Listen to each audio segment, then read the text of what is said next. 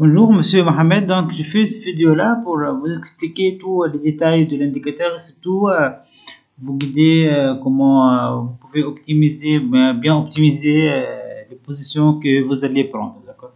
Donc c'est très important en utilisant l'indicateur de vérifier tout d'abord le trend CSM. D'accord. Donc le trend CSM c'est un outil très intéressant et très en fait important de l'indicateur. Donc on fait ça, enable trend cross transmitter to true, d'accord.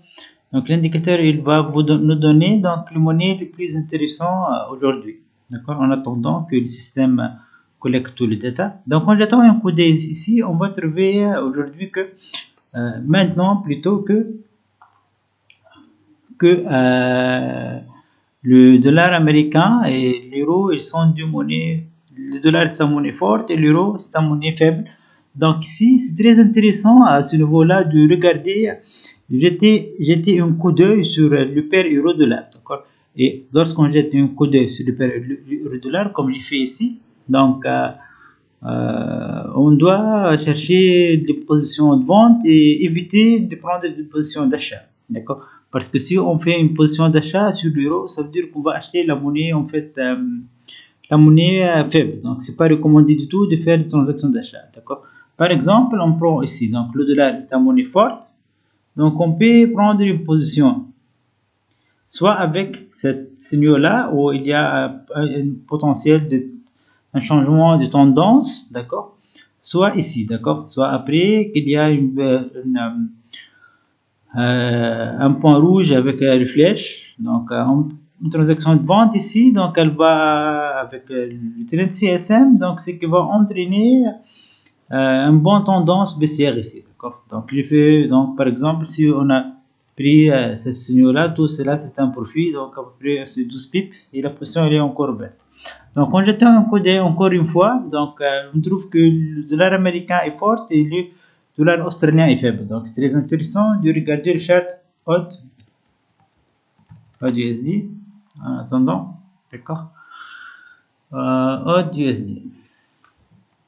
Donc HOT USD, donc ici il nous donne la tendance, elle vient de changer ici, donc c'est très intéressant de regarder ce paire là. Et donc le HOT, le USD, donc on doit éviter le MAC, on va éviter de faire transaction d'achat sur le dollar australien et en fait concentrer sur le vente du dollar ou bien l'achat du dollar. Donc on attend ici un flèche pour prendre cette position là, d'accord. Quoi encore prenons cet exemple-là. Donc, on va un autre exemple d'analyse ici. Donc, on trouve, on dit que le dollar ici, il est à monnaie forte. Le dollar canadien est à monnaie donc forte et le dollar australien est à monnaie faible. D'accord. On peut donc jeter un coup d'œil sur le pair HOT4. HOT4. HOT4. 4. Dollar canadien, c'est une monnaie forte. Le dollar australien, c'est une monnaie faible. Donc, on note ici sur le summary qu'il y a une tendance forte, strong uptrend. Donc, ici, on va jeter un coup d'œil sur le pair HOT4.